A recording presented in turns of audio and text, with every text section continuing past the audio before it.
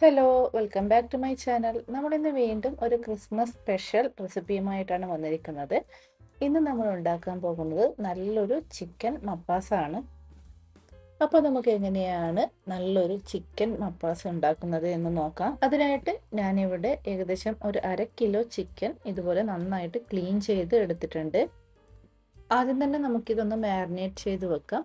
അതിനായിട്ട് ഈ ഒരു ചിക്കൻ ആവശ്യമായിട്ടുള്ള ഉപ്പ് ചേർത്ത് കൊടുക്കുന്നുണ്ട്. ഇനി ഇതിലേക്ക് ചേർത്ത് കൊടുക്കാൻ പോകുന്നത് ഒരു 1/2 ടീസ്പൂൺ ഗരം മസാലയും 1/2 ടീസ്പൂൺ കുരുമുളക് പൊടിയും 1/2 ടീസ്പൂൺ മഞ്ഞൾപ്പൊടിയുമാണ്.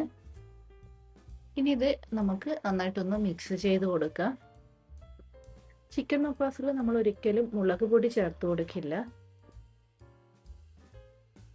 ഇനി ഇത് നമുക്കൊരു 10 മിനിറ്റ് റെസ്റ്റ് ചെയ്യാൻ വെക്കാം.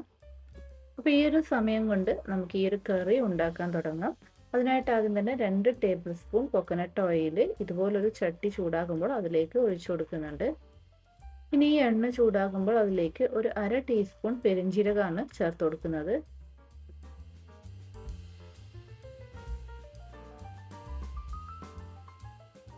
കൂടെ തന്നെ ഇതിലേക്ക് 2 ഗ്രാമ്പു, 2 ഏലക്ക, ഒരു ചെറിയ കഷ്ണം പട്ട ഇത്രയും ചേർത്ത് കൊടുക്കുന്നുണ്ട്.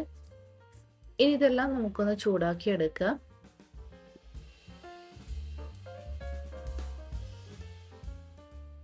ഇനി ഇതിലേക്ക് ചേർത്ത് കൊടുക്കാൻ പോകുന്നത് വെളുത്തുള്ളിയും ഇഞ്ചിയും പച്ചമുളകും കൂടി ചതച്ചെടുത്തതാണ്. ഞാൻ ഇതിലേക്ക് ഏകദേശം 2 പച്ചമുളക്, 6 അല്ലി വെളുത്തുള്ളി, ഒരു ചെറിയ കഷ്ണം ഇഞ്ചി ഇത്രയും ചതച്ചെടുത്തിട്ടുണ്ട്.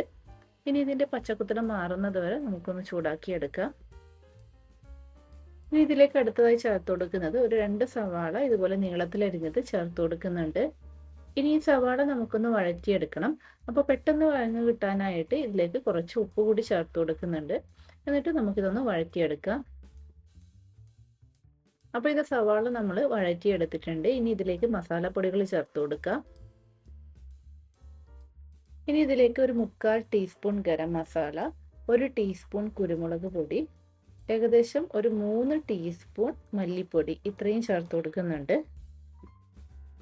ഈ ഒരു മല്ലിപ്പൊടിയൊക്കെ ഞാൻ നാട്ടിൽ നിന്ന് മില്ലിൽ നിന്ന് പൊടിച്ചിട്ടാണ് കൊണ്ടുവരാറ്, അല്ലാണ്ട് പാക്കറ്റ് പൊടികൾ വാങ്ങിക്കാറില്ല. അപ്പോൾ മില്ലിൽ നിന്ന് പൊടിച്ചത് കൊണ്ട് തന്നെ അവർ മഞ്ഞൾ പൊടിച്ച ഉടനെ തന്നെയാണ് ആ ഒരു മല്ലിയും പൊടിച്ചത്. അതുകൊണ്ട് തന്നെ ആ ഒരു മല്ലിക്ക് തന്നെ അത്യാവശ്യം ഒരു മഞ്ഞ കളറുണ്ട്. അപ്പോൾ അതിൽ മഞ്ഞൾ കൂടി ചേർന്നതുകൊണ്ടാണ് അതിൽ കുറച്ചൊരു മഞ്ഞ കളറ്. അതുകൊണ്ട് ഞാൻ ഈ ഒരു സമയത്ത് വീണ്ടും മഞ്ഞൾപ്പൊടി ചേർത്ത് കൊടുക്കുന്നില്ല. നിങ്ങൾക്ക് വേണമെങ്കിൽ ഒരു 1/4 ടീസ്പൂൺ മഞ്ഞൾപ്പൊടി ചേർത്ത് കൊടുക്കാവുന്നതാണ്. അപ്പോൾ നമ്മൾ ഈ പൊടികളൊക്കെ ഒന്ന് ചൂടാക്കി എടുത്തിട്ടുണ്ട്. ഇനി ഇതിലേക്ക് നമുക്ക് ഒരു തക്കാളി നീളത്തിലരിഞ്ഞത് ചേർത്ത് കൊടുക്കാം. എന്നിട്ടൊന്ന് മിക്സ് ചെയ്ത് കൊടുത്തതിന് ശേഷം നമുക്കിത് അടച്ചു വെച്ചിട്ട് ഒന്ന് വേവിച്ചെടുക്കാം.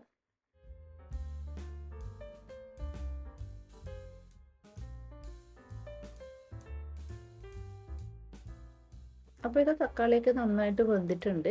ഇനി നമുക്കിതിലേക്ക് നമ്മൾ മാരിനേറ്റ് ചെയ്ത് വെച്ചിരിക്കുന്ന ചിക്കൻ ചേർത്ത് കൊടുക്കാം.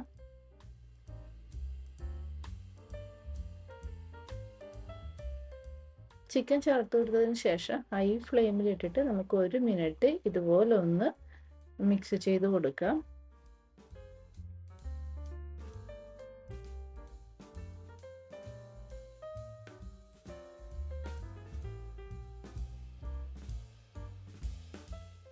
അപ്പോൾ ചിക്കൻ നമ്മൾ ഹൈ ഫ്ലെയിമിലിട്ട് ഏകദേശം 1 മിനിറ്റ് നേരം മിക്സ് ചെയ്തെടുത്തിട്ടുണ്ട്.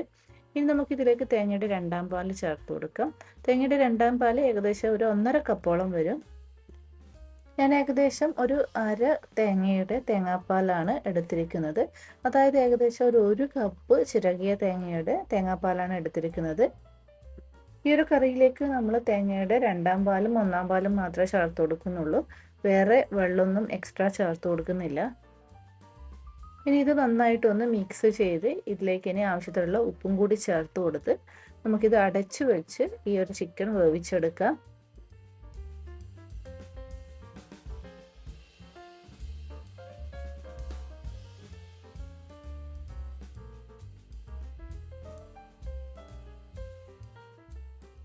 ഏകദേശം ഒരു 10 മിനിറ്റ് ആയിട്ടുണ്ട്. നമ്മുടെ ചിക്കനൊക്കെ നന്നായിട്ട് വെന്തിട്ടുണ്ട്. അതുപോലെ തന്നെ ഒഴിച്ചു കൊടുത്ത തേങ്ങയുടെ 2ാം പാലും അത്യാവശ്യം ഒന്ന് കുറുകി വന്നിട്ടുണ്ട്. ഇനി ഇതിലേക്ക് തേങ്ങയുടെ ഒന്നാം പാല് ചേർത്ത് കൊടുക്കാം. നല്ല കട്ടി തേങ്ങാപ്പാലാണ് ചേർത്ത് കൊടുക്കുന്നത്. ഏകദേശം ഒരു 1/2 കപ്പ് ഉണ്ടാകും.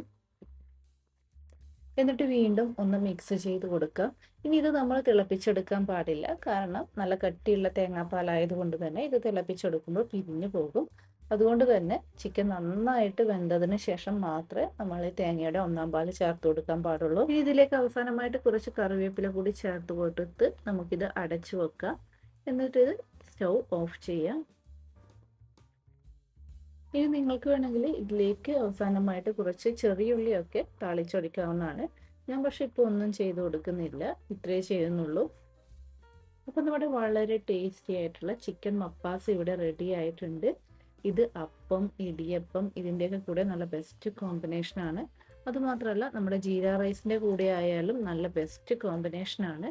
അപ്പോൾ ഈ ഒരു ക്രിസ്മസിന് ഈ ഒരു രീതിയിൽ ചിക്കൻ മപ്പാസ് നിങ്ങൾ ഉണ്ടാക്കി നോക്കണം. എന്നിട്ട് അഭിപ്രായങ്ങൾ കമൻറ്റ് ചെയ്ത് അറിയിക്കണം. വീണ്ടും പുതിയ റെസിപ്പിയുമായി അടുത്ത വീഡിയോയിൽ കാണാം. അതുവരേക്കും ബൈ ബൈ.